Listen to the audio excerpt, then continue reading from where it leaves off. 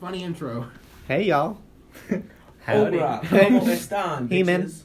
Hey, man. That's a reference you don't get. Spoilers. Oh, yeah. Anyway, welcome to the Codpast. This is Be Easy. X. Grape. Can I call you purple instead? Tomatoes! Yeah, probably fine with that. Wait, are they green grapes or purple grapes? Purple. Oh wait, I haven't done my intro yet. I'm White Wolf. And this is our spoiler-heavy discussion on Avengers Darth Infinity Vader War. is Luke Skywalker's father. Fuck! Hey, I'll kill you, Who's motherfucker! supposed to ghost the entire time? So that's how they. So if you haven't seen the movie and you're somehow listening to this, too bad, so sad.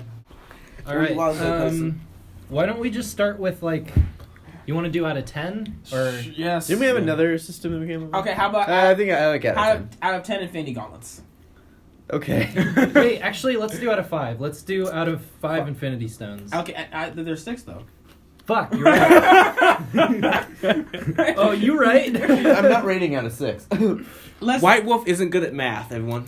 Let's do out of 10 Infinity Gauntlets. How about out of 5 Infinity Gauntlets? No, out of 5 fingers. I give it 1 Stormbreaker. That's why I thought of 5 stones, because I was like, yeah, there's 5 Let's do it. fingers on a hand. Duh. Fucking wonderful. I always forget about that. Let's do it out of remaining Avengers. Yeah, there's probably about 10. Alright, out of 10 then. Okay. So out of 10 remaining Avengers, I'll start with grape or purple, whatever. Fuck, we'll start. I was joking. You can be grape. All right, so grape. I'll start off first. I give this movie. There's no .5s in this, like no. Okay, whatever. I mean, Just these are our rules. You can do whatever you want. Just grade it, man. Let's grade it. I give this 9 remaining Avengers out of 10. I give it a straight 9. That's fucked up. Okay. Okay, we're just fresh off the movie, and these are raw reactions. All right, Yeah, we finished 9. it like an hour ago. Yeah, we went shopping. We cried a little bit. We mourned. My heart exploded. Twice. All right, so who's next? I give it 9 out of 10. Alright, so I would give this movie at least I'm on the edge between 9.5 or 10 out of 10 because honestly, this tugged at all the right places for me, like all the heartstrings and everything, and I still got to enjoy all the action. It was like a nerd's fantasy.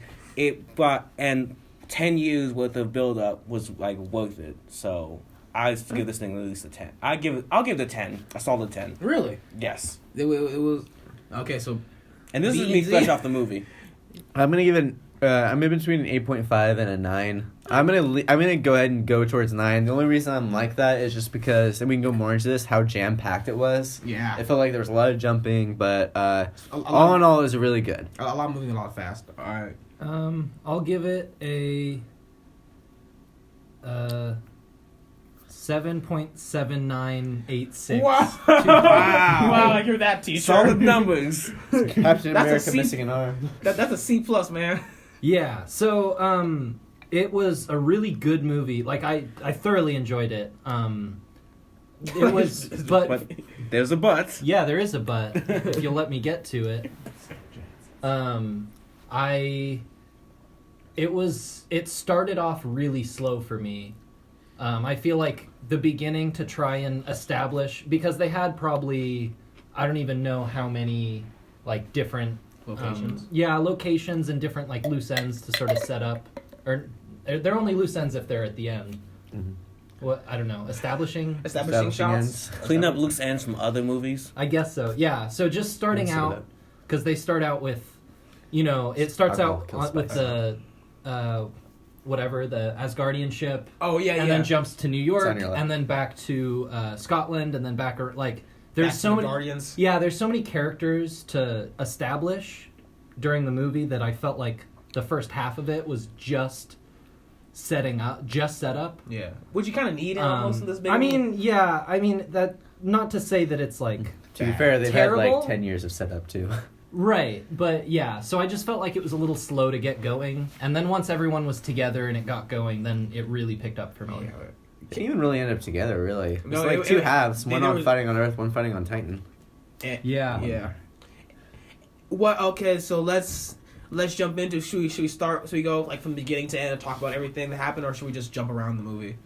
Because I personally want to start with the opening scene of Hulk catching that 2-piece and a biscuit from Thanos. Like, Well then, yeah, sure. Let's start from the beginning and All right. work our way. the movie literally opened. They play like one trailer, which is rare. They usually play like 7. Well, that's the. That theater. might just be. That's up to the. That theater. might That's just be not- like insert town name here, theater that we go to. Yeah. So the movie literally opens up. I also want to say I didn't get a chance to see Thor Ragnarok because.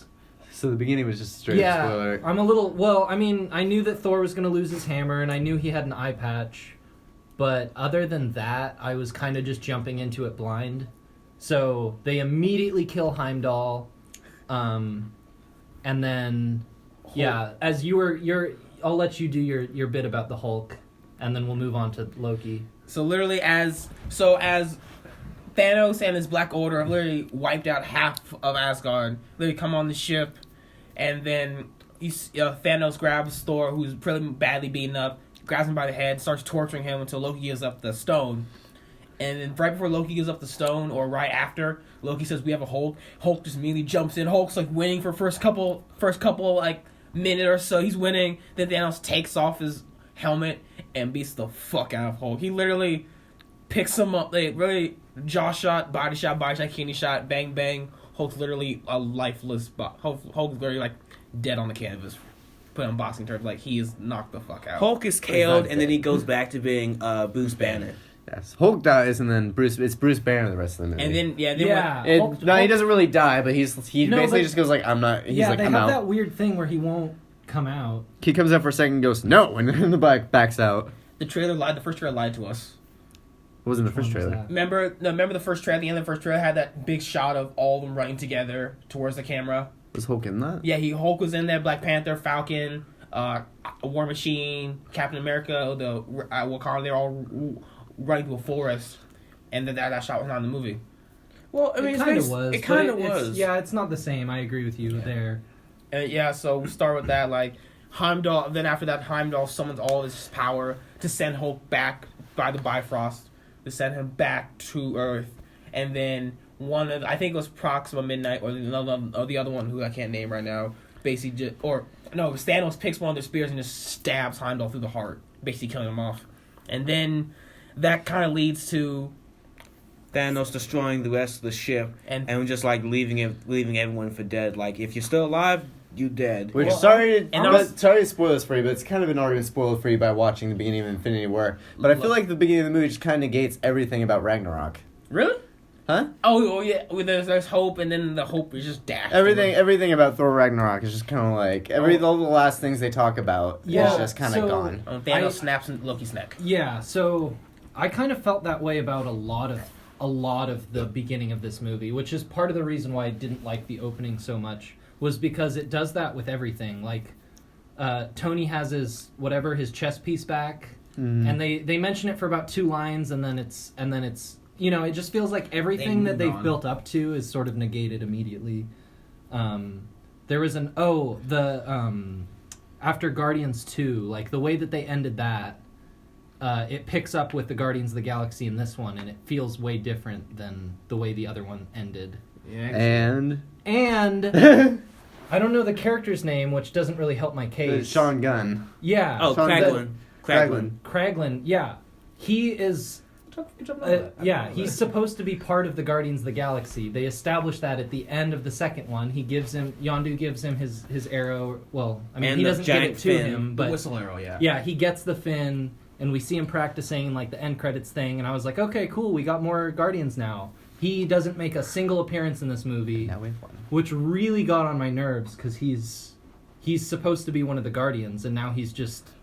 Not only is he not there, they never even mention, like, where did he go? Hey, do you guys remember when Kraglin decided to take a vacation? No, they're not even throw away a line like that. Yeah. Some of this movie, especially like the opening that you guys keep describing, really kind of leaves it up to you and your imagination. Like, if you know the comics and you can imagine what it can go to, or just leaves it to like you making assumptions of what happened to some of these characters. Like, for me, I think the way White Wolf brought up Kraglin, I figured that Kraglin probably joined up with the main group of the Ravagers that you saw at the end of Guardians of the Galaxy Volume 2. So And But they were all Rocky. No, not them, not the group that that Yondu was running. Sly, the one led by. Sylvester Stallone. Okay, Yeah, gotcha. that group, and they're like, because Sylvester Stallone was like, let's get the band back together and everything. And I figured that Kraglin, because he wasn't in this movie, either he was like reforming his own group of Ravagers, kind of like the new Yondu for them. Yeah, maybe. And then for the whole Thor thing, we talked about negating Thor Ragnarok. I figured that, well, if they wanted to, because everyone's dead, they could just do the whole. There's one comic book series, I forgot the name of it, but it's where all the Asgardians get rebirth as humans on Earth, and then they build a new Asgard in like Oklahoma. Yeah, In Oklahoma? Yeah, there's a new Asgard. Like Loki's a Missouri. Why not Minnesota? Minnesota. Exactly. no Was- Oklahoma. was it There's Minnesota more or land. Missouri? There's more land in Oklahoma. Well, that's good because I really want to see Idris Elba come Because back. Loki's like a woman. I think Heimdall's a white dude, but that's in the comics though. Yeah. Well, you know what's funny about Heimdall? This is just a fun fact for you. The listeners. In Our Norse lovely in art. Norse mythology, I was going through this book of Norse mythology, and it was explaining some of the gods. And Heimdall, at least in the book that I was reading, they literally his like defining character trait was they called him the whitest of the gods. I read that and I was like, yes. the most mayonnaise of the gods. Yeah. They were like, you know who should play the whitest of the gods? Idris Elba. So do we think so? Loki's dead. I'm and not sure about He's come back many times, but I don't think he's coming back. because this there was a time. time where he And disappeared. Thanos even said, and I think that was more for the audience. Yeah, than- yeah, it was more. Yeah, Where he said, "You're not coming back. This No more time." tricks this yeah, time. no more tricks. and he or just whatever looks at the says. camera. Yeah, He's dead. Get over it. which is weird. So that's one of those like Boy Who Cried Wolf, White Wolf. Hey. One of those things that like we've seen these characters like. We've seen him die so many times that if it's for real this time, it's sort of like... We don't really believe it. It's like, oh, like, yeah, we either don't believe it or don't care enough. Yeah. So, I kind of feel the same way about the end of the movie. Like, I know people were tearing up at like Black Panther and Spider-Man. I admit, I had water in my eyes, but like, and I feel like I wanted, but at the same time, the thought in my back of the head was, oh man, they're literally about to start filming Spider-Man: Homecoming 2 in London in like a month. Well, the thing is, they filmed Avengers 3 and 4 back to back, so they already have pretty much all that filming done. And plus, we don't know the title of Avengers 4 yet.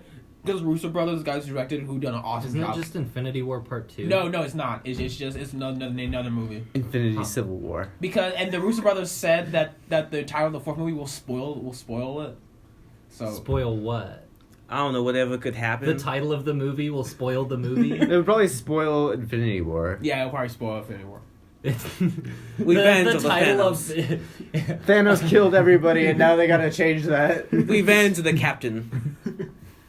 Yeah. Sacrifice. Actually, now that I think about it, my theory kind of makes more sense. Do you want to wait for that theory till Yeah. the end of the podcast? Actually, no, I want to hear it now. Wait, Well, actually, like, I want to you- do one thing first. And Alright, then we okay. can talk Go- about your theory. go I want on. to talk about what was the saddest death, do you think? Tom. Wait, actually, I want to read through this first. I made a list. Okay, here's the list. So- You don't want big spoilers here. spoilers. Yeah. These are all guys that These- vaporized. I'm You got literally- you got 5 seconds. To turn off. 5, 4, 3, 2, I mean, 1. they've- White Wolf. They've made it this far. Yeah. Yeah. Okay, Heimdall, Loki, the Collector, that happens off screen, but that's a very safe assumption that he's dead. And then the four, whatever the those- children of the black- Thanos. the yeah, the Black Order. Black Order. what's the guys? Ebony Ebony Maw. Proxima, Midnight, Corpus Glaive, and the other fat one. something Obsidian. Oh, Or Obscene. I don't know. Obsidian Black. I can't read my own handwriting. Anyway, so that one, and then the biggest one of the, I guess the first part, The first act. tier, yeah. Yeah, the first act is Gamora. Yeah. Or second act a little bit. Yeah, maybe it might have been the second act, Doesn't matter. but still. Yeah. Yeah, that was one of the biggest deaths I think of the That Oh yeah, absolutely. Because Yeah. I personally did not see it coming at all. no one saw her coming. And then that led into Vision dying twice. Yeah. Yeah. He had a rough day. I'm alive. Fuck. And then Not again. And then I made a line in the paper. A line in the sand. A line in the sand because everyone after that point gets disintegrated. Is the line in the sand? Oh. Boo you, sir. Too soon. Everyone Why you booing me? I'm right. Everyone after that disintegrates pretty much. After Thanos snaps his fingers, and that's Black Panther, Scarlet Witch, Bucky, Spider-Man, Doctor Strange, Star-Lord, Mantis, Drax, Groot, Falcon, and then in the after the credits, there's Nick Fury and Maria Hill, and that's of just what we see. There could be many more, obviously. So my personal theory, B's personal theory, is that the reason why, if you look at all the deaths, it looks like it's just the new class that died, the people that were introduced after the Avengers, and the Avengers are left. So my theory is that they're just going to straight up get rid of Captain America, Thor. Iron Man, Thor. They're going to do away with all of them. And the way they're going to do that... Because Rocket's still alive. But the way they're going to do that is with some sort of sacrifice. And if you think about it, that really goes into... no sacrifice, no victory. Yeah, well, no. That's Transformers. No, it goes into the theme of sacrifice with the Soul Stone. Yeah. Where he had to sacrifice Gamora in order to obtain the stone. And then they asked him, like, was it at what cost? Not just the Soul Stone, but also Vision's entire thing, where he has that back and forth with Cap about, sacrificing one for save the universe. What was his? He had a word for it. It was like replacements or We're not going to replace one life with billions of others, something like that. I don't know, but yeah. So, of those that I listed, what do you think was the safest bet? The saddest one or the biggest one? Well, the saddest one has to go Tom Holland's spot will just be Spider-Man in general, because the way he grasped for Tony at the end, the way he just... Yeah, I don't want to go, which is like... We learned at Spider-Man Homecoming that he could make a motherfucker sad, but I know. He did it again. And also Black Panther, just because, Black Panther and just... Black Panther. Black Panther. Black Panther. But it's just Black Panther, how you established him so much, and then just to see him fade away into the nether. Who's gonna lead that country in his place? Is his sister gonna take up the mantle, or either his sister, if she's still alive? M'Baku. She is. We would have seen if she died. Yeah. I think. Although there are some people that I think could be dead that we didn't get to see, basically just all the second tier hero. I mean, just if we're I'm on a Spider-Man thing right now, so I'm just thinking Aunt May, whatever his friend's name is, Ned. Which that got a big laugh out of you. His one line in the movie. Oh yeah, his one line, which was just create a distraction. What do y'all? It's Ned, create a distraction. We're all gonna die. It works perfectly. Yeah, so I think there's potentially a lot of characters other than just those main heroes that are dead right now. Yes. Plus all those civilians. Gamora, I guess. Well, so yeah, I think my number one is of course Spider-Man. Yeah. Because that was just really heartbreaking. None of us are biased at all. But I mean, actually, that is true. It was super heartbreaking. If I wasn't allowed to pick Spider-Man, then I'd say Gamora, because that was that one feels to me like the one that was a little rough to watch. I saw it coming because he said you have to make a sacrifice, and reading into Thanos, how he really loves him. I saw it coming, but I just didn't. I like how she gets really happy at one point, and she's like, "Oh, Thanos doesn't love anything. I'm in the I'm in the clear." And then he sort of he slowly turns around to her, and then you realize you're like, "Oh no, she's not gonna." And then you see her realize it. She's like, "I'm not gonna make it out of this." It feels like one of the deaths in the movie that to me has one of the best chances to be permanent. Honestly, is Gamora, just because she didn't disintegrate. Well, she's also on a planet with Red Skull, so her body's on a planet with Red Skull somewhere. That will lead to another point. That's why I wanted to draw that line in the sand, is because everyone that disintegrated, I think, can either is going to or has the possibility of coming back. Yeah. But all the people that died beforehand, so Heimdall, Loki, the Collector, Gamora, and Vision. I think, and then of the 4 baddies that I don't care about at all because I don't remember their names. But I think they're all like permanent. Yeah, I think all of those are. Yeah. For this movie to have weight, those are locked in, but which means Guardians Volume 3 is going to be weird, interesting. Yeah. I just have a point in my personal opinion. I don't know about you guys. Avengers: Infinity War, probably the most surprising and also most like emotional Marvel movie I've seen. That from like Iron Man on, from the MC movies, like I've never felt for a villain like this. Like especially the first time when Gamora stabbed him. So okay, this doesn't count as a death, but when Tony gets when Thanos stabs Tony, like I straight up thought I was gonna die. Same. yeah, Straight up thought that was gonna be a permanent death right there. the theater like gasped, audibly. Yeah, I thought that was like I've never.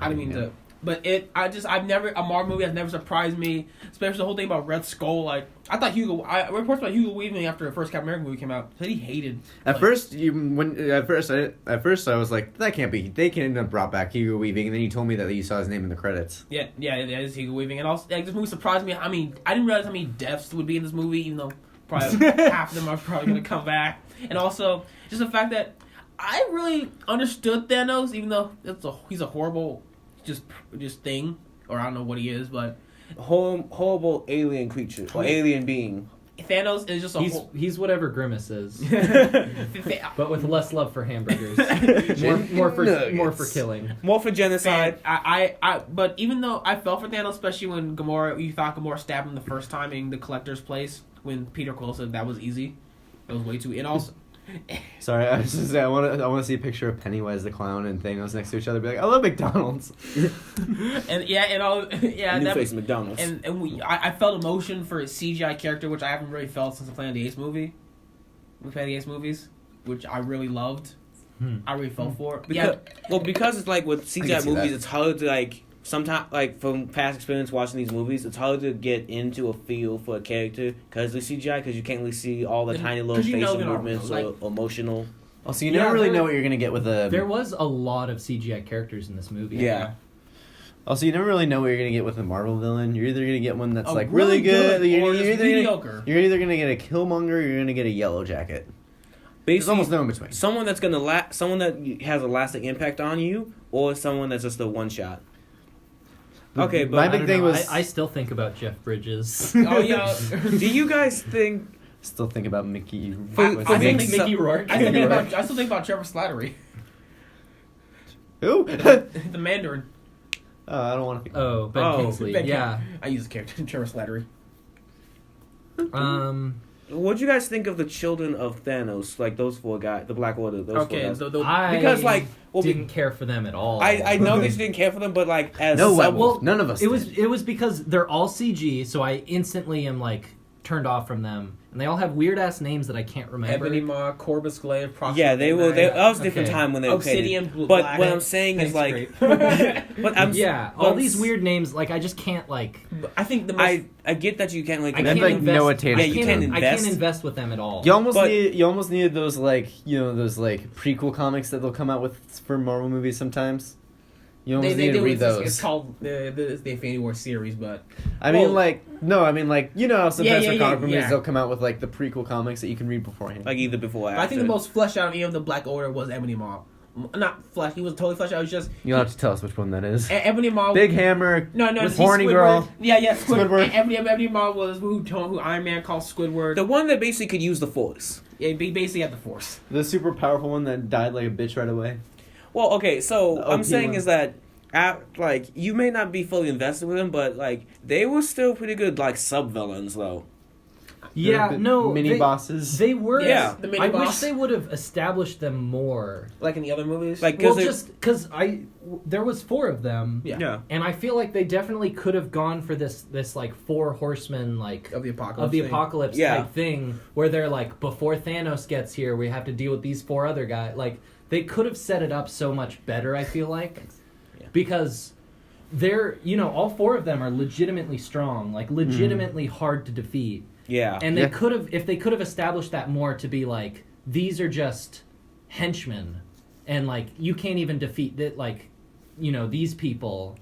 So imagine trying to fight Thanos. Exactly, and from a person who like read the comics or was like heard about them in the comics, I get an understanding of them because they were all chosen warriors of Thanos and trained by Thanos. Yeah, I would have liked to see more of that, or at least hear about. I don't know. Because the flashbacks that you got with Thanos with them, they were either not in there or like all you can hear was just their voices. The only flashback he saw was of Gamora. Yeah, but like you can still hear Ebony Maw speak and stuff, because he's like, may you reach your gods or something, blah blah blah. Mm. So like they all went out in different ways, which were kind of funny and also kind of I personally kind of liked them because not because they were like main villain status, but because they were still pretty good soldiers for Thanos, because they were still like they really were tough to defeat at the beginning when you first were introduced to them.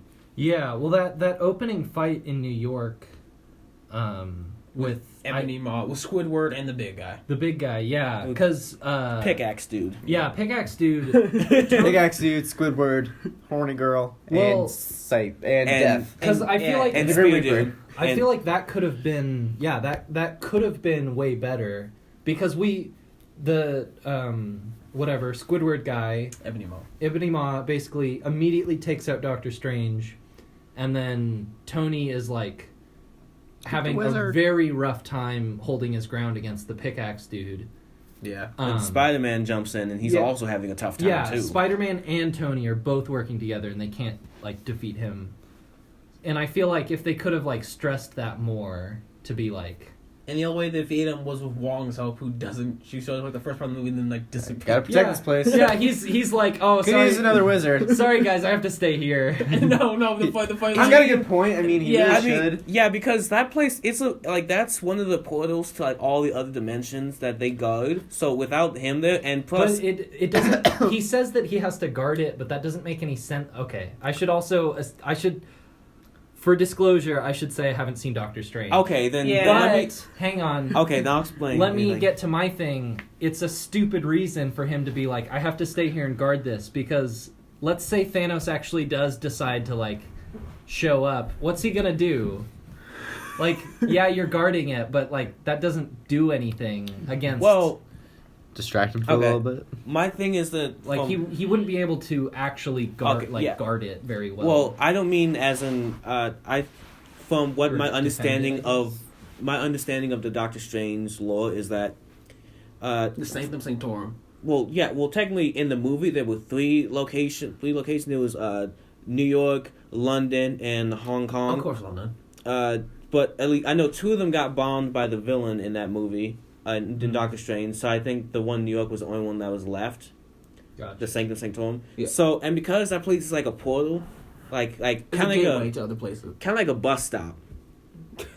If you or get on a Greyhound, or like a magical door that leads to like all these other different worlds. So then, like, I get why Wong had to stay protected because Doctor Strange is off doing his own thing, but plus. I don't think Wong meant to like protect it from Thanos. I think he meant to protect the Earth from anyone that would try to move in because Doctor Strange is out. That's true. Because there are other like Thanos. No, because Dormammu's still a thing. He's still pissed about Doctor Strange defeating. Yeah, there are like mystical sources out there that could potentially harm the Earth. Mephisto, who's basically like the Marvel devil. But they're not gonna show up. Oh, they're not gonna show up. They're not gonna show up. What was he gonna do? But Wong's had a decent reasoning. For a little bit. He had a decent reasoning, even though it's flawed when you look at the big picture. But at that moment, I mean, it's already such a big cast. Yeah. I don't know. That's nitpicky, but to just be like, okay, sure, you're defending this place. Now, let's say Dormammu comes back or whatever. Like. What's Wong gonna do? Debate about, and also stop him for like a minute. Plus, a lot of the original Order or the wizards were all either killed or like. Just revert to the Doctor Strange and Wong as wizards the entire movie. Well, they are wizards though. Bruce, they use magic, so that means they're wizards. All the wizards. Bruce, you're embarrassing me in front of the wizards. Yeah. Oh yeah, because all the other wizards were either killed or. Because the only wizards that left were Wong, Doctor Strange, and who's the black dude in Doctor Strange who's the villain? Oh, Chiwetel Ejiofor? Yeah, what's his name? Oh fuck. The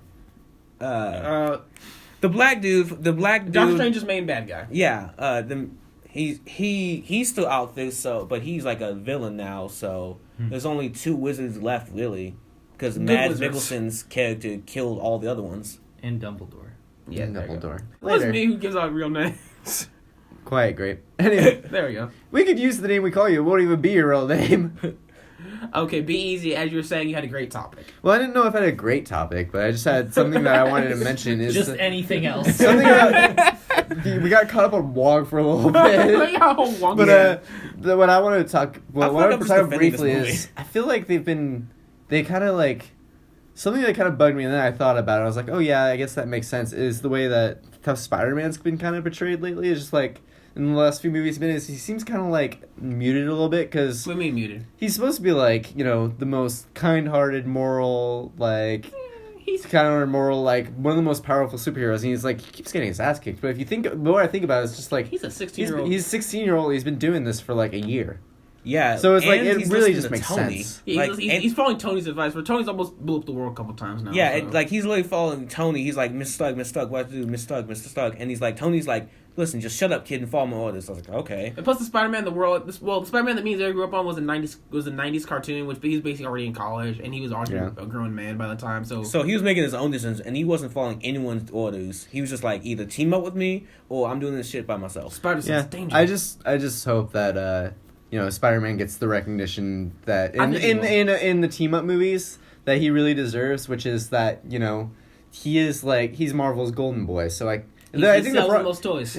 Yeah, I mean, like, maybe it comes from the fact that they're like sharing him with Sony, so like they can't make him like the major focus. I think it's because he's the youngest Avenger. What I really want is a scene from the comics where Captain America is carrying Spider-Man, who's bleeding from the side, and he's like, "You took a bullet without even thinking about it. One day you're gonna be the greatest of all of us." I want that scene so bad. And also, I also think it was funny how we all know Spider-Man's coming back because he already has a sequel. Yeah, but I like how it's funny that Marvel kind of... Maybe that's how they're going to lead into... Miles Morales. I talked about it would be easy. Like, I want it.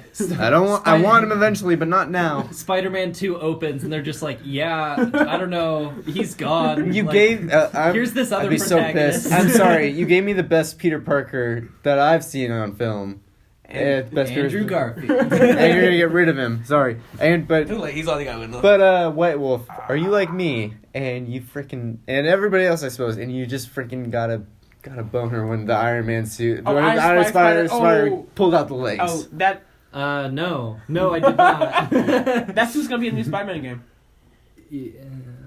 That's an unlockable feature, but so I personally was like, oh my gosh. And Spider-Sense too. I know White Wolf's opinion on the Spider-Man costume, so I won't dive deep on that. But I just know he's not a fan. You want to let me do it? I mean, I do. Well, I mean, like, let's lose 20 minutes. Well, like, I want to hear about like why you didn't like the legs. I fucking hate the costuming for both Homecoming and in this one. Yeah, well, not all the costumes in this one, but the Spider-Man costume. I like Nomad's costume. Let him talk about Spider-Man. Let him talk about Spider-Man. Great. Just let him talk. It's just too much. It's too much. Too much. Explain, please. I don't like in both. Is he too overpowered? No. Is he too Iron Man-y? Yeah, he is. His costumes look way too CG, but then like they're skin tight, but they also have all this technology in them somehow, and it like that's not how. So is Iron Man's costume in the beginning. Iron Man was nano. Then it goes into the iron, and he still has some all the other bullshit he pulls out of his ass. Iron Man was nano. Did you see how that was working? Explain, please. It was kind of because when he was fighting Thanos, you actually get a really good look at it.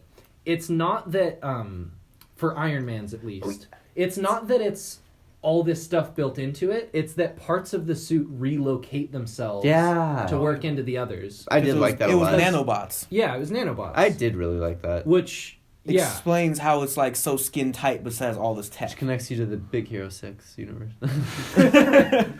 Which is technically Marvel. It is. Technically, yeah. It's in like an offshoot universe. I don't know. I just really don't like... And actually, if I'm being honest, I don't like the Iron Man suit that much either. For the same reason. The first Iron Man suit, the first Iron Man was the best one. When he's crawling out from the terrorists. No, I really freaking hate those CG looking Costumes. superheroes. Like Scarlett Johansson. Just kidding. They have physical costumes. And I mean, I guess I kind of understand for Iron Man why you would see. I mean, that makes sense, of course, why you would CG that costume on. But for Spider-Man, it's like just stick Tom Holland in some spandex and have him run around. They did that. Yeah, but... and have him run around set. Like, why do they have to? Spider-Man. Why do they have to CG Well, on? It looks like a video game to me. It's not. Like, yeah. Okay. Coming this summer. He doesn't look like a hero. He looks like a video game character. Okay, for a little bit of backstory, White Wolf knows a lot about film and filmmaking, so this is where that comes from. Also, he prefers more of a, as I'm understanding from his speaking, he prefers more of a realistic approach to the costumes. If it meet more than just over the overused CGI aspect of costuming. Like, you can build in real life. Why don't you just do that instead of just overusing CGI? It's not just that they can do that in real life. It's that they did and then ignored it. They made a physical costume for Tom Holland to wear and then recorded him in the physical costume and then went over it in post to make it look CG.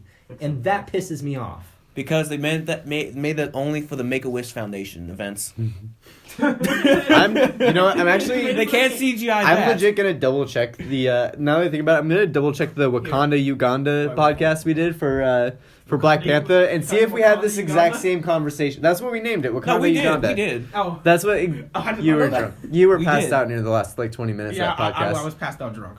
But, I think we had the exact same conversation for the Black Panther costume. Every Marvel movie we do. I bring it up a lot. Yeah. But it's a very valid point. Like, yeah, as you were saying, like, I prefer the Civil War Black Panther suit where it looks fucking awesome. Just like it looks more realistic than all this. But it was. But what I'm okay. But what I'm saying, but as a person who doesn't understand film as deeply as you two do, I pretty much like it because it may not. I don't see all the flaws that you might see in it. So as just a basic moviegoer, I'm just like, okay, I'm fine with this because it looks cool. Oh, plus, it allows them to do. Even though it's not real, it's not like 100% realistic. It allows them to do more of the comic book aspect stuff, like how Black Panther is able to do the whole kinetic energy bursts, kinetic energy like explosions. Bursts. Brought to you by Xbox Connect. Paid sponsor. Not a paid sponsor. Yeah, we actually have to. I think for legal reasons, we have to say not paid. Exactly. And not that anyone's gonna hear this. Except for us, like this summer when I put together a compilation of like the podcast, all the times great past we've given our real names. The Codpast, thank you. So, all the time we actually use our real names. I just have a topic that I pretty much discuss and openly agree with. I personally think Thanos is the best Marvel villain, in my own humble opinion, and I'll lay out why. I like him over Killmonger. Here we go. Really? I was actually wondering. I was actually curious. I'm actually surprised by that. Me a little bit too. Yeah, because I love Killmonger, but even though Killmonger was he was on that whole Kill Whitey shit. That's why you loved him? Grape, you're not even black. we can say that. They won't even know. I'll never know. Grape, you're Asian. Why you say that? Okay, so let's go reasons why I like Thanos over Killmonger. One, I even though Thanos was CG, I cared more about him. I felt more emotion than I did for Killmonger. I like Killmonger because I understand where he's coming from, the whole colonizer shit, and also I agree with him up until the genocide. But I stopped just shy of genocide. Just before genocide. I was with him, and then he went to genocide, and I was like, stealing a kid and raising him for himself? That's fine. Genocide? That's a no-no. Wasn't that what Batman does with Robin? Hey, his parents already dead before. Anyway, Batman adopts 12-year-old boys. It's fine. Let's go. Let's go back to Robin started at 9. Okay. Is there any villain besides Killmonger that like might have a run at best villain? Loki. That's top 3 of Thanos, and in this order, in my opinion, Thanos, Killmonger, Loki as top 3 villains. Everyone else, Red Skull, Ironmonger, the Dark Elf. Don't talk about those goddamn Dark Elves. I liked Ego. Oh, Ego. Ego was a great villain. He's not as good as Killmonger or Thanos, but he was a good villain. I would call him top 3. Top, yeah, top. He's up there. Like everyone else, like Yellow. He's not Yellow Jacket. Ronan the Accuser. This is all just the movies too, because I would think- put Kingpin up there if we were doing extended. But I would put Ronan and what's the Dark Elf guy? Yeah.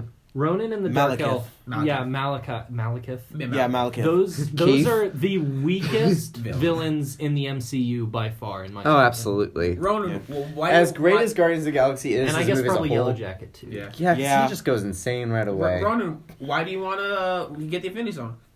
I'm Judge Law. I have a hammer. I do. I got this big hammer. I need to use it somehow. Yellow Jacket, Thanos told me to, so I'm gonna do it. and Yellow Jacket just went crazy all of a sudden. Well, no, because all the experiments he did himself, and then he got crazy. And Did they you played the notice- insanity card. I liked how they shift. Well, I don't know if I like it, but I thought it was interesting how they shifted everything that happened in the past movies to shifted the blame onto Thanos at the start of this one. Because, like, if you watch the, I don't know, let's say the first Guardians, Drax is going on and on about how evil Ronan is. Yeah. Because he killed his family. Yeah. And then Infinity War starts, and he's like, "Oh man, Thanos killed my family." Well, I he said that's a line at the end of the first Guardians movie though. Is he says like, no, now I realize Thanos is the person I need to kill, and then he goes off. Well, yeah, no, I mean, I get it. It's just the way that he's like, all right, I got my vengeance. Wait, there's more. Yeah. Well, I think it's because it's like one of those. So for Drax's case, as you just said, I think it's mainly that like Ronan was the closest thing he can get to, and plus he was like one of the lower levels that was like really there. Because you know, with the high up villains, they always all have the puppet master mentality, where all the other villains below them are just like doing all the dirty work. Well, Although, yeah. on that same vein, I actually did really legitimately like the way they shifted the blame of Loki onto Thanos. Yeah. Because they have, towards the beginning, they have that, actually, I think that's like one of the first scenes where they're talking about like New York and what happened in, the first Avengers. And then but yeah, I don't know. I don't remember the exact line, but basically he says like Thanos was the one who who made that, like, orchestrated that. I think it was Banner.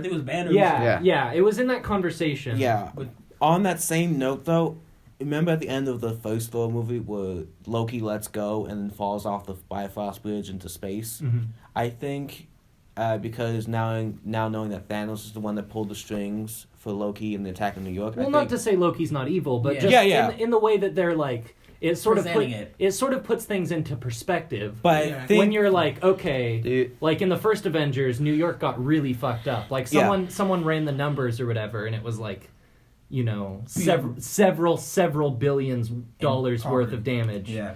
And then it's like, okay, now imagine that, but it's the guy, like that was just the henchman. And Yeah.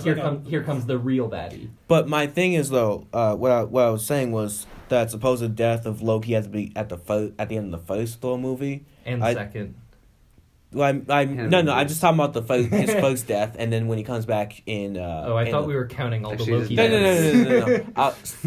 I think the only reason why Loki was able to live at the end of Thor 1 is because he might have been saved by Thanos, and then decided to, because he saved me and like I owe him, or he can just kill me anytime he wants. He's like, all right, I'll do whatever, plus revenge my brother. Which Loki was on his bullshit up until the moment he died, where he was just like, "I betrayed you. Nope, I'm good again." He's been doing that his whole character. He's just been playing which the field. which honestly I kind of love, and that and it really You the can death is almost appropriate come for his to character. expect. Yeah, exactly, and you can almost come to expect his like betrayal. Well, and then there's come a- back. there's a line- Curse your inevitable betrayal. There's a line in the What's that Thor. from? Oh, I forget. Curse your. Curse your inevitable betrayal. Well, there's a line in the Thor Ragnarok movie. It's like during Thor and Loki's elevator scene, where Thor is like, or Thor is talking to someone else, and he's describing his relationship with his brother as they were growing up as kids, and Thor is like, oh, Loki used to play this trick on me where he'd pretend to be this snake, or this, he'd pretend to be this, like, dying animal, turn into a snake, and then bite me out, like, oh, curse you, Loki, you bit me again. Damn it, Loki. Damn it, Loki. And I'm just like, okay, so saying that at that point, that really shows that Loki has always been, like, the trickster and playing the field, like, whatever he can to fuck with you. Yeah. I have another topic. The one quick thing is just like, this will just be like 5 minutes. Okay. It's just the fact that they brought things up and then abandoned it, and that just might be because we know we're leading into a part 2, and like, but there's some things I can picture like not being brought back at all, like Hulk and like Banner and Black Widow, like seeing each other and be like, what's up? Awkward. And then like I can see that never coming back up again, like the whole pre-romance. Right. Yeah, I was. And so, okay, this is one of those things where I'm glad that they attempted it, tried to explain it, but it still pisses me off. Mm-hmm. The fact that there's no Hawkeye or Ant-Man. Hank, Ant-Man. Scott, which I liked. I liked Hulk being like, "Who's Scott?" And he's like, "Ant-Man." He's like, "There's an Ant-Man and a Spider-Man." Yeah, and then Thanos refers to Spider-Man as insect at one point. I'm like, he's an arachnid, you uncultured swine. You big purple asshole. You grimace. Yeah, no, so I did really, like, I liked that they tried to explain it. They're like, yeah, these two just aren't going to be in it. Because I know that I would have gotten pissed off if they didn't bring it up. I would have been like, hey, where's those other heroes? But I feel like the explanation doesn't actually explain anything. But I can see it because for those who don't know, the explanation was this whole Sokovia Accords got too rough for them because both Hawkeye and Ant-Man were families, and so it took a toll on the family. So decided to take a house arrest plea deal, basically. Which kind of explains Scott's like, I can't leave my house to help save the universe. He's like, I can only leave it until I get my seat. Well, because in the it kind of explains the trailer for Ant-Man and the Wasp. Yeah, well, in the in one of the earlier scenes before that, where Rhodey is talking to General Secretary Ross at this point on like a hologram monitor thing.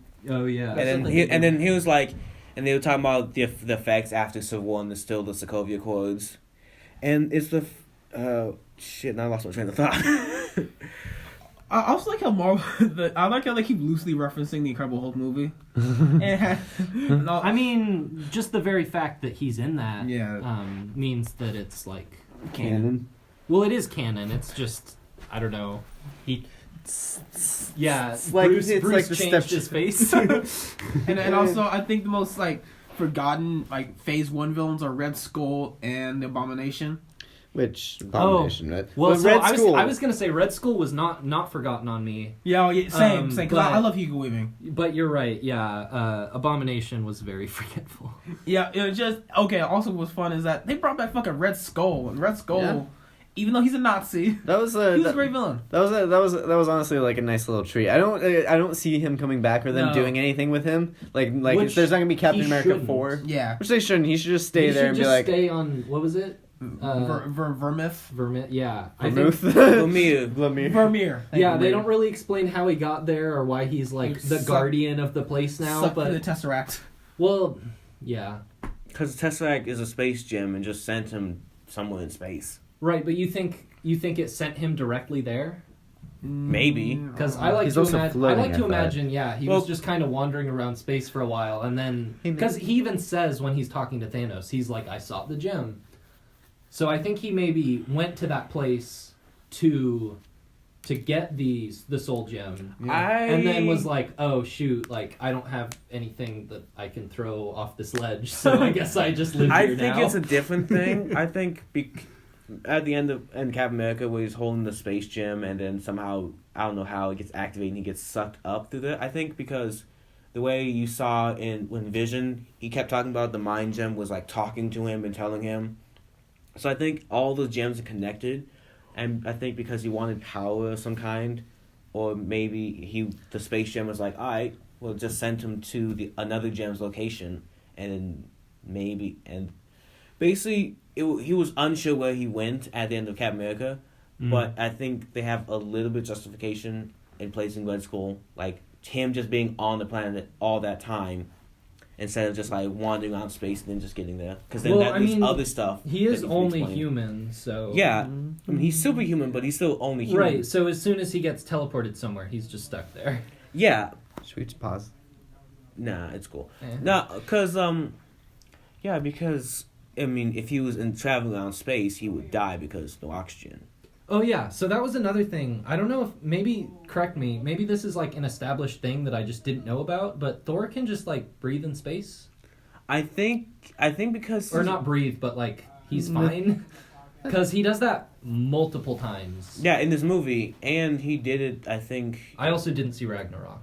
I'm trying to remember. Maybe there was like one random line in Ragnarok. Hey, remember how we can breathe in space? Yeah, Loki's just like, hey Thor, remember how we're totally fine in space? I think. Come on, take a breath.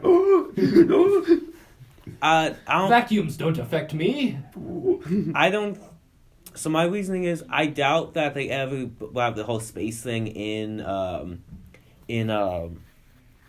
Ragnarok, but it's been seen in the comics, especially in some animated TV shows, where one of the Hulks fought Thor in space, and that's the only way that Hulk was able to. Well, I think it was Red Hulk. It was Thor versus Red Hulk, and that's the only way Red Hulk was able to fight Thor and use his hammer, because there's no like gravity in space, so there's nothing weighing the hammer down, so he's able to. That's a common misconception. There's plenty of gravity in space. Okay, well, another thing is that... Mr. Science Man. I never said I was a science man. Neil deGrasse Tyson. Or the fact that because Thor was still holding the hammer, Red Hulk just like grabbed Thor's hand and kept beating him with the hammer, like, stop beating yourself, stop beating yourself, stop beating yourself type of shit. And I think because he's like super god level now, that he's like, alright, I can breathe in space. Or just like super lungs. Listen, this is comics, so a lot of shit can happen. Alright, I lost it.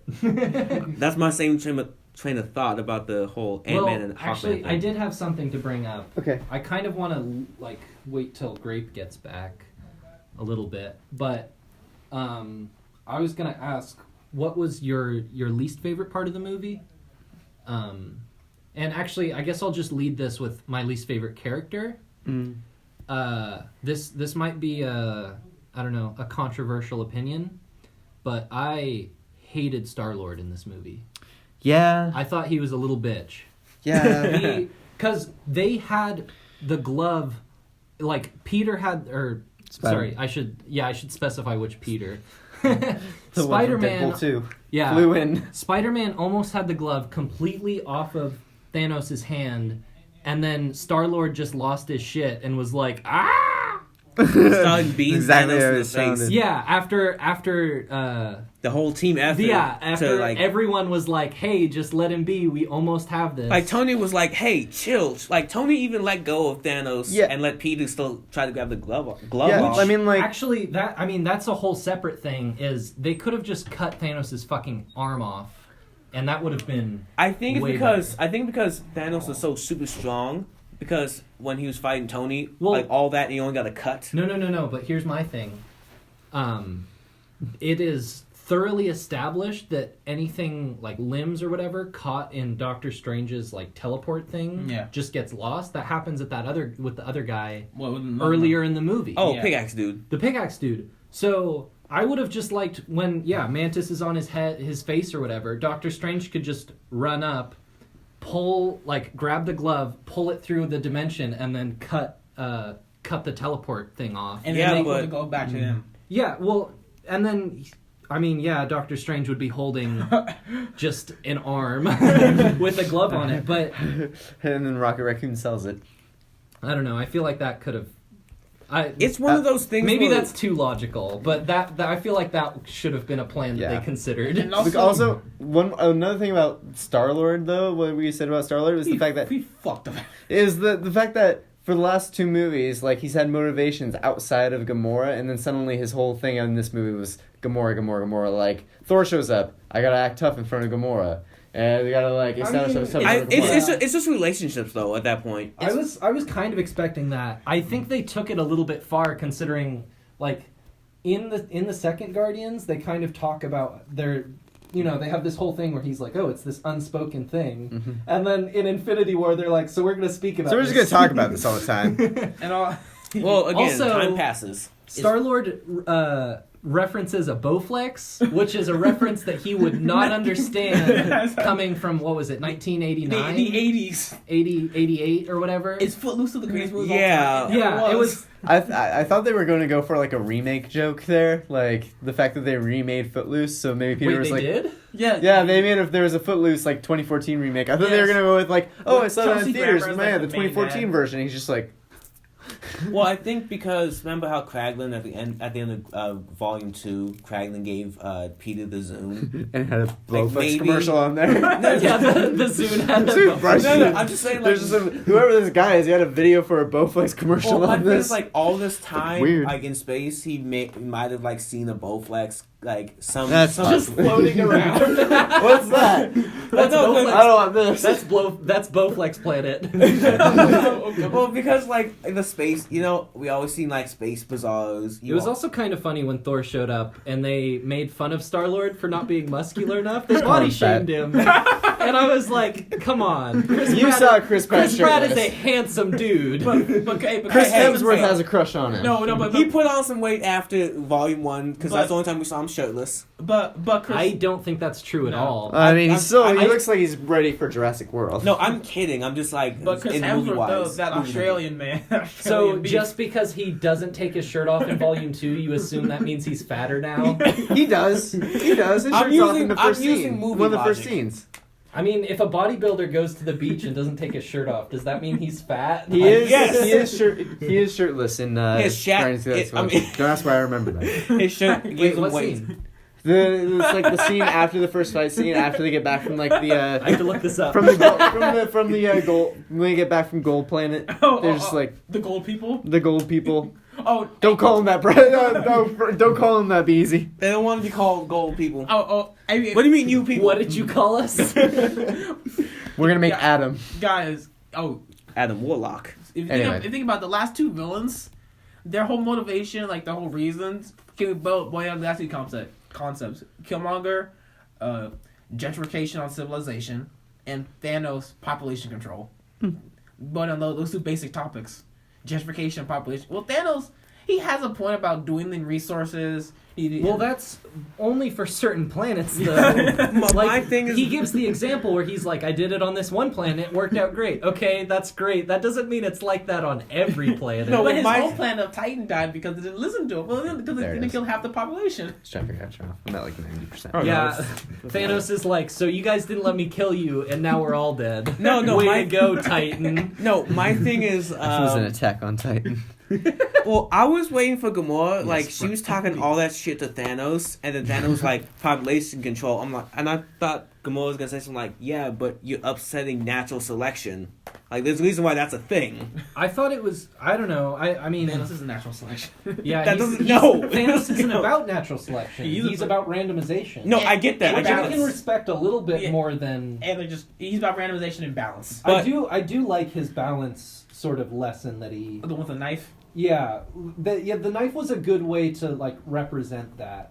But my thing was, like, I thought Gamora was gonna retort that, saying, but you're upsetting natural selection for a planet because there's a reason why planets, and especially with civilization. Maybe their other planets don't have Darwinism. I don't know. Darwinism is universal. So Shut the fuck up, Skin. So Oh. the topic was the Yeah, new topic was the question least was- favorite scene / character, and that's why Star-Lord got brought up because he's just kind of a He dick fucked in it this up. movie. Yeah, I can he see- fucks it up. For He's not everyone. really redeemable in this movie, except that he's horny.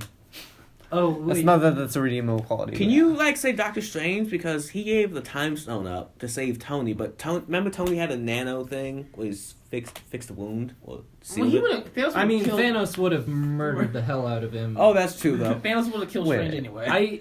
I don't know. I But thought still, it the was. stone. I mean, I was kind of okay with it. It would have been better if they didn't have an explicit scene beforehand where Doctor Strange was like, "I will not save you," and then was cannot like, protect "Just you." kidding." I think because Endgame. when he met, I think Doctor Strange didn't die, did he? all the scenes. No, he did. Yeah, he did. He did? Is Oh he yes, he disappeared? did. Oh yeah, he did. He He turned to disappeared. dust. That's right. So my thing He is, dusted.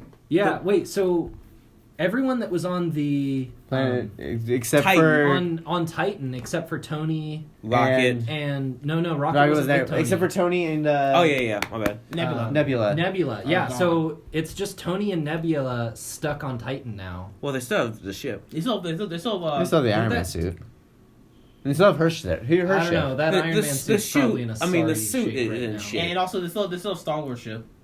The Yeah. Milano. The Milano. I feel like that probably got blown I'm sure they up. have a way of getting off the Nah. planet. But Thanos threw a moon at Tony. No. So I think the theme throughout this movie was humanity because you saw a lot of characters show like humanity, or you saw some characters show forms of humanity like Star-Lord when he had the choice of either shoot Gamora or keep aiming at Thanos when Oh, yeah. she first got captured. What is with Thanos and Bubbles? I know, right? That happens multiple times. 3 times. Like, It's like a weird balance with him between absolute corruption and evil and sweet innocence. Because he treats That whole base, like, whole balance thing, you're right. Yeah, he treats Scarlet Witch very kind at the end of the movie before he resurrects the love of her life and fucking murders him again. But he's very sweet to her. He's just like rubbing it in her head. He's just like, sorry, my child. Like he has like a sweet side, but he's also balanced with absolute insanity. Because you see Thanos have a little bit of humanity. You have Star-Lord's humanity when choosing to... I mean, he went human. ape shit and fucked up the plan to stop Thanos, but... All because he was sad. Yeah, but And it horny. showed... And then for Doctor Strange, the reason why he chose to save Tony instead of saving the stone was his humanity took over the part of him that thought duty was most important. So I'll be honest, I kind of thought Star-Lord was going to go into God mode, and Well, no. he's not allowed to do that a anymore. little bit Because Ego's gone. yeah, but they could have found a way around that. He's not connected to This the is Marvel. He's Come not on. connected to the Have you heard of your stepdad? You guys like, oh, powers. I don't know. I thought. I mean, yeah. I just thought that might have come back up You know, at some point. It's not connected at all, but I have this random thought. Because what if Ego was actually able to succeed and Star-Lord helped him with his plan? Would Thanos still be like natural select? Would Thanos still be like Another daddy genocide? issues? Or would he be like, well, my plan's done? Well, actually, yeah. I think he would. Gamora teams up with Thanos. I think he would have Star-Lord's- given up because Thanos had his thing where he was like, the only reason I'm doing this is because no one else will. And then Ego's like, on every planet, I have this thing, I'm going to take over. I forget Ego's motivation, honestly, except for the whole, like... He wanted to, like, just kind of, like, Well, be Ego. a galaxy. Yeah, Ego had a weird thing about life and like This world is imperfect. I don't know. Yeah, Anyway, I don't know. So, does anyone else have, least favorite character and least favorite event? well, I'm trying to think, because, least- like... I would have liked to see maybe a little bit more out of Scarlet Witch. I mean, what we saw her do was super cool. Yeah. But considering The girl fight at the end, basically. Well, when is she what it like, was. actually, there was that one, probably one of the best lines in the movie when she throws the bulldozer things, Mhm. and then I don't know. Okoye. Okoye is like, why was she up there? Like, No, why why hasn't she been down here this whole time? Because protect vision. she's no, but it's a good point because Scarlet Witch is probably one if not the most powerful Avenger. Actually, powerful characters in the Marvel universe. Yeah, She and creates her own kids out of thin air in the comics. She Right, destroys which- all of Mutants. half of mutants. Like, right, which is why I'm surprised that she disappeared into dust because I thought she was going to be part of that. So going into this, I thought she was going to live. I knew Vision was going to die. Yeah. There's no way Vision was making it out of this movie alive. But I thought she was going to Fans. live, and I thought she would, do something similar to the comics where she like rewrites the universe or something. Yeah. And maybe that's how they would bring back some of these characters but that Thanos killed. again, with some of these characters you're But describing. if she's dead, then she can't do that. But like for Spider-Man's case, they're both still young and kind of relatively new to this game or new to the powers, so they haven't because the comics they've had years to go through this. Well, And Scarlet Witch has had years to go through it. kinda. A couple more years than Spider-Man. All you see, she gets the powers in Avengers 2, and then helping with Cap again in But I mean, Civil War. Well, I don't know the exact timeline, but it sounded like there was at least like 2 years between Civil War and Infinity War. Yeah. About So two. there's at least that plus I don't know how long there was in between Age of Ultron and Civil War. But then again, when it comes to a year using, at the most. So she's had powers for like 3 or 4 years now. but with powers though, in that case, you train heavily and try to expand your powers to get stronger because either there's a new threat or someone wants you to, or you want to, or the fact is that you just stick with what you know and what you're good at, and then just stay at that level because nothing is pushing you to reach a new level. Right. Plus, besides the fact that random genocide because of Thanos, I think she also died because she was connected. Because her powers were born from one of the Infinity Stones. That's true. I mean, yeah. So she was in a way connected to it. So I think she was going to die anyway. I don't think that means that her powers are drawn directly from it. I think that just means she, like, that's how they were created. Oh no! I'm not saying that she's drawn from it. I'm saying that she got her powers from it, and then she's always had this like tiny connection to the stone because she's the only one that can destroy it. Right, but yeah, it's not like a Star-Lord thing where like as soon as the Infinity Stone / the planet in this example dies, then they lose their powers. I wasn't meant that she was going to lose powers. I meant that she was going to die because she was connected to the stone in some way. Because that's one reason that you can give for why she died, but because of Thanos snapping his fingers and genocide, that's the biggest reason. That's the only reason that kind of matters. Good. Any other things we should mention? We should say the movie is really funny. It's lighthearted at times. It's emotional as fuck at other times. If you know the backstory of most of these characters and you've seen all the movies like I have, or you've seen like 90% of them, it tugs your fucking heartstrings, man. Like especially at the end, it pulls your heart out and then stomps it right in front of you. Because whenever you think about the post credit, or you think about it, face of black, and then which I wanted to bring up because how do you White feel Wolf about the very end though? Like the very end. Like I got excited because I actually thought that was the best possible ending. To end it with Thanos looking at the sunrise like that because he won. That's kind of the only way to end it, really. Yeah. He basically wiped out half the universe. Yeah. Well, he accomplished what he wanted. He's like, all right, I'm done. he did what he wanted. Yeah, but he set out what he set out his goal. But my thing is, at the end we saw Nick Fury fade in the dust, and the camera panned down to what he was holding in his hand, and you saw the signal for Captain Marvel. I thought that was dope. I thought that was dope. But isn't the good movie taking place in like the 70s? 90s. 90s. Yeah, they're bringing back Coulson, young Nick Fury, young Sam Jackson. How they gonna bring back young Sam Jackson? How'd they secure that? They got him an afro. CGI them. Pulp Fiction. They'll bring back Pulp Fiction. Sam I Jackson. actually recently rewatched the first Avengers because I knew that I was going to go see Infinity War and I wanted to get hyped.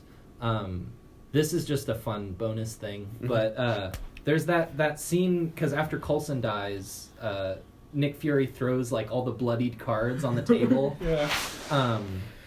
So for some reason in my head, I thought that was like this because they have this line where Maria Hill is like, "Hey, Coulson didn't have those cards like on his person when he died," and I thought that was just some weird joke that my friends and I had where like we just imagined Nick Fury like rubbing cards against Coulson's dead body. That's fucked up. But apparently that's just a real thing that happens.